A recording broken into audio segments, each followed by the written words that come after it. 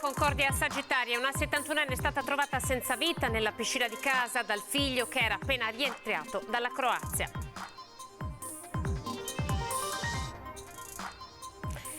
Un'altra aggressione a Jesolo, un ventenne nordafricano è stato accoltellato mentre passeggiava sul lungomare. Il sindaco: presto ci saranno forti provvedimenti. Una donna ha dato in escandescenze nel reparto di pediatria dell'ospedale di Mestre, ha lanciato sedie, rotto vetri e aggredito il personale. È stata arrestata. La Procura di Venezia ha aperto un fascicolo per indagare sulla morte di una donna di 72 anni di Mira, deceduta dopo essere stata dimessa dall'ospedale di Milano. Lo stop alle locazioni turistiche selvagge a Venezia ha fatto insorgere anche altri capoluoghi del paese che ora dicono: noi non siamo di serie B. Serve una nuova legge entro il 2023, lo chiede la CGIL per la non autosufficienza, limiterebbe l'impatto di questa fetta di popolazione sul sistema sociosanitario, ad esempio con più prevenzione.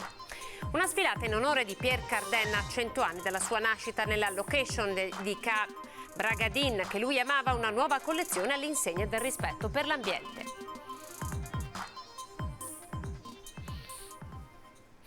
TG Venezia, buonasera, ben ritrovati. Partiamo con il dramma di Concordia Sagittaria. È tornato domenica sera dalla Croazia, dove aveva trascorso il fine settimana, e ha trovato la mamma di 71 anni senza vita nella piscina di casa. Siamo nella frazione di Cavanella a Concordia Sagittaria. Una scoperta, quella del figlio, che ha chiamato i carabinieri. La donna è annegata in pochi centimetri d'acqua. Sul posto sono intervenuti i carabinieri di Portogruaro, il suo M118, ma per la donna ormai non c'era più nulla da fare. E poi c'è un nuovo episodio di violenza a Jesolo, un ventenne è stato accoltellato nella zona centrale. Il nuovo sindaco annuncia provvedimenti forti nei prossimi giorni. Ancora un episodio di violenza a Jesolo, aggressioni che si ripetono soprattutto nei fine settimana. Stavolta la vittima, secondo le ricostruzioni delle forze dell'ordine, è stata colpita al torace con 3 coltellate. Un episodio avvenuto durante la notte, all'altezza del 28° accesso al mare, non lontano da Piazza Mazzini.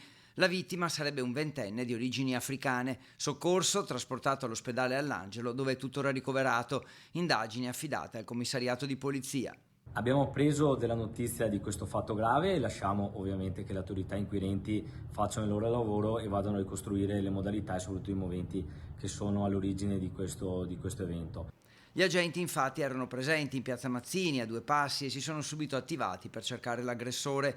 Il motivo, come raccontato dagli amici della vittima, sarebbe stato un diverbio quando hanno incontrato un altro straniero. Il sindaco, che segue da vicino tutta la vicenda delle notti calde, presente lui stesso al fianco delle forze dell'ordine, anticipa provvedimenti urgenti che saranno presi, probabilmente delle ordinanze, entro un paio di giorni. Ho voluto fino a notte fonda capire un po' la situazione per andare a adottare nei prossimi giorni alcuni provvedimenti che andranno a dare delle risposte molto chiare sul tema sicurezza, cercando comunque di mantenere un'offerta turistica nella zona e in tutta la città. Per quanto riguarda le possibili ripercussioni negative sull'immagine della città e sul turismo, il primo cittadino non ha dubbi. Jesolo è una città sicura, quindi i turisti possono continuare tranquillamente a scegliere Jesolo come meta per le proprie vacanze. Ci sono degli episodi sicuramente gravi ma limitati, su cui stiamo cercando assieme alle forze dell'ordine, assieme al signor prefetto, di dare delle risposte molto precise. Dopo l'ennesimo episodio di violenza per il sindacato SAP di polizia, è emergenza Jesolo. Le proposte sono un reparto mobile sempre presente in Piazza Mazzini con numero sufficiente di volanti per un controllo del territorio tempestivo affinché gli interventi siano fatti in sicurezza. Poi occorre chiedere al Dipartimento della Polizia di Stato e altre province personale aggregato per svolgere questo servizio di controllo del territorio necessario ad una città come Jesolo. Gli attuali rinforzi estivi sono insufficienti. Così il sindacato di polizia. La tragedia della Marmolada al centro del sondaggio e della puntata di Ring di questa sera. Marmolada, colpa dell'uomo? La domanda che vi poniamo. Utilizzate come sempre i contatti che vedete in sovraimpressione in questo momento per dare la vostra risposta affermativa oppure negativa. Ed ora con la cronaca ci spostiamo all'ospedale dell'Angelo di Mestre, sedie che volavano, urla e vetri rotti. È successo nel reparto di pediatria dove nel fine settimana una donna ha dato in escandescenze minacciando e insultando il personale. Scene a cui siamo purtroppo abituati, ha dichiarato la dottoressa Cavicchioli, primario del reparto, di aggressione ingiustificata a chi sta svolgendo la propria funzione. La donna era stata chiamata dal personale, ci eravamo trovati ad accogliere in reparto un minore spaventato, spiega il primario, che aveva abbandonato la casa per motivi su cui le forze dell'ordine stanno indagando. Si è presentata in condizioni non adeguate al suo ruolo di genitore, da questo sono nati i tentativi di calmarla, le aggressioni, da qui l'arresto. Ora le forze dell'ordine stanno verificando ogni aspetto della vicenda, dice il primario, la tutela del minore coinvolto è la nostra prima grande priorità.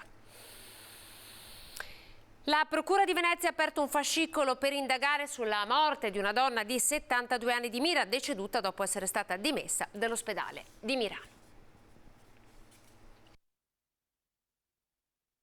La Procura di Venezia ha aperto un fascicolo per indagare sulla morte di una donna di 72 anni di Mira, deceduta dopo essere stata dimessa dall'ospedale di Mirano, al quale si era rivolta con forti dolori addominali. Visitata 2 giorni dopo l'ospedale di Dolo, sarebbe stata trovata in condizioni gravissime, operata d'urgenza ma inutilmente, e così la Procura di Venezia avrebbe iscritto nel registro degli indagati 3 medici con l'ipotesi di reato di omicidio colposo. Intanto il magistrato ha disposto per mercoledì 5 luglio l'autopsia sulla salma della 72enne. A presentare un esposto sulla vicenda il figlio dell'anziana. Lo stop alle locazioni turistiche selvagge a Venezia ha fatto insorgere anche altri capoluoghi del paese che ora dicono noi non siamo di serie B. Sentite che cosa ci ha raccontato l'onorevole Nicola Pellicani del Partito Democratico. L'emendamento al DL Aiuti presentato dal deputato veneziano Pellicani, approvato in commissione alla Camera nei giorni scorsi su un primo stop agli affitti turistici selvaggi a Venezia, ha fatto insorgere altre città come Roma, Bologna e Firenze, che chiedono a loro volta la stessa tipologia di regolamentazione. Io credo che al più presto il provvedimento adottato per Venezia debba essere esteso a Roma, a Firenze, tutte le città, in particolare le città d'arte, ma le città che hanno i centri storici, in cui il fenomeno della locazione turistica è degenerato, perché io voglio precisare che questa norma non criminalizza nessuno, ma solamente punta a disciplinare un'attività fuori controllo in alcune zone, tra cui Venezia, anzi direi in particolare Venezia, come sotto gli occhi di tutti i cittadini veneziani.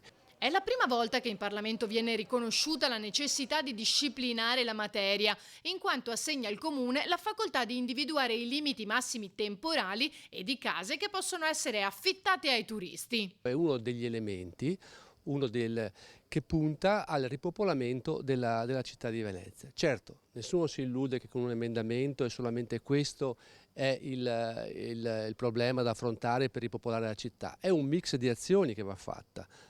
Va innanzitutto appunto regolamentata le locazioni turistiche, poi va investito sulla residenza, quindi io spero che il Comune rilanci gli interventi per riqualificare gli appartamenti del patrimonio pubblico, ma anche che preveda degli incentivi attraverso la legge speciale per chi affitta. Alcune delle città insorte hanno specificato noi non siamo di serie B. Siamo tutti di serie A. Solamente fino adesso nel Parlamento, io questa cosa la sto seguendo all'inizio della legislatura, non ho riscontrato una sensibilità adeguata per affrontare il tema in termini generali.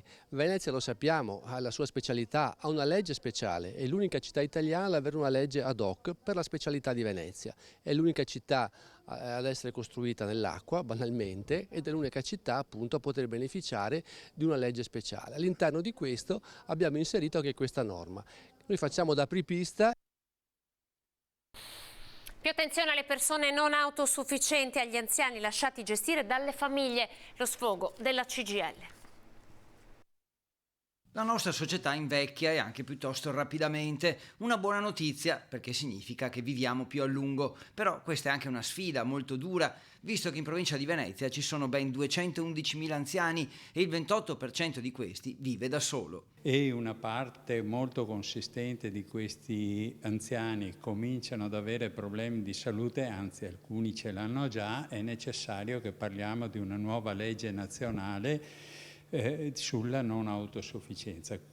È ferma in Parlamento una proposta della cosiddetta Commissione Turco, di Livia Turco, e chiediamo al governo di approvarla rapidamente prima della fine della legislatura. La società chiede un'accelerazione alla politica, tutto sta cambiando in fretta e gli anziani, ma specie i non autosufficienti, vogliono risposte veloci e poi una nuova legge limiterebbe l'impatto di questa fetta di popolazione sul sistema sociosanitario, ad esempio con più prevenzione. C'è bisogno di una legge che finanzi per esempio la prevenzione a livello territoriale, che siano potenziati tutti i servizi di prevenzione per affrontare questa che è una vera e propria, emergenza nazionale, che lo sarà sicuramente nei prossimi anni. Ora già molte famiglie gestiscono gli anziani in casa, è positivo, ma serve un finanziamento consistente per evitare situazioni di emergenza. Nelle strutture per anziani, intanto, prosegue la grave carenza di personale, dovuta anche alla grande mobilità che c'è in questo settore, con i lavoratori che si spostano spesso e velocemente da una struttura all'altra. È una questione anche di soldi, non solo perché poi sono le condizioni lavorative, ma è una questione sicuramente legata ai contratti che devono essere in fase di rinnovo, ma ci vorrà ancora del tempo prima di arrivare ad aprire le trattative. Qui c'è da tenere conto di politiche rivolte a tenere i lavoratori in centro storico. Ecco allora che trasporto pubblico e affitti, per esempio, sono temi decisivi. Venezia sicuramente è una questione territoriale legata al centro storico, che sicuramente sente di più questa carenza di personale. E senza interventi decisi e specifici per le varie realtà e le varie esigenze, il futuro, specie dei lavoratori, è veramente difficile. Parte l'operazione Mare Sicuro dal 18 giugno al 18 settembre. 208 uomini e donne, 25 mezzi navali dei comandi di Venezia, Chioggia, Jesolo, Caorle opereranno quotidianamente lungo i 140 km di coste dei litorali della regione del Veneto, pronti a intervenire in caso di emergenza. Saranno anche supportati dalla componente dei nuclei aerei della Guardia Costiera. E poi andiamo alla sfilata in onore di Pierre Cardin, ai 100 anni dalla sua nascita, nella location da lui tanto amata. Sfilata per la Maison Pierre Cardin nella sua amata Venezia, che ha celebrato con la collezione Senti il centenario dalla nascita del suo fondatore, scomparso a dicembre 2020. Rodrigo, il nipote, presidente e direttore artistico della Maison, ha scelto Palazzo Cabarragadin di Mora, Cardin, originario di Sant'Andrea di Barbarana, frazione di San Biagio di Callalta a Treviso, aveva acquistato anni fa destinandolo a sua privata residenza quando soggiornava in Italia. Il motivo di essere venuti qui a 20 km da San Biagio in linea d'aria è per avvicinarsi, parlavamo della sua nascita, è un anniversario della sua nascita, per cui era giusto, credo, e naturale essere qui. Una breve sfilata retrospettiva ha dato il via all'evento con una selezione di modelli iconici d'archivio realizzati dallo stilista nel corso dei 7 decenni passati. Poi la presentazione della nuova collezione costituita da abiti e accessori ecosostenibili realizzati con tessuti riciclati, fibre naturali e materiali recuperati nell'atelier parigino. Neanch'io, come ingegnere ho avuto delle sorprese quando ho imparato cosa vuol dire rispettare l'ambiente. Non è detto che il naturale, per esempio, sia per forza ecologico. È una cosa per cui bisogna molto stare attenti, e magari riciclare la plastica è più ecologico di tutti, per bassissimo consumo d'acqua e di energia. Sono cose che bisogna sapere, le ho fatte sapere un po' a tutti. La collezione coniuga il DNA proiettato nel futuro, impresso dal maestro con l'adozione dei più innovativi principi della circolarità e responsabilità ambientale. Il suo marchio arrivò nel 1950 e fu chiaro da subito la sua concezione della moda. Doveva essere accessibile a tutti. Già nei primi anni 60 conquistò così il mercato internazionale della moda con le sue creazioni d'avanguardia che utilizzavano plastica e vinile. Sto reclutando dei giovani, giro un po' per questo, voglio dei ragazzi di 20 anni appena usciti dalle scuole e se hanno talento, come ne ho visto in giro veramente, portarli qui. Quindi i miei giri in Messico saranno per portare un messicano magari qui. Poi lo terrò per 3 mesi, questo è il premio che do e se vi piacerà rimarrà là, se hai coraggio. Questo era il nostro ultimo servizio, siamo alle previsioni del tempo, grazie per essere stati in nostra compagnia, arrivederci.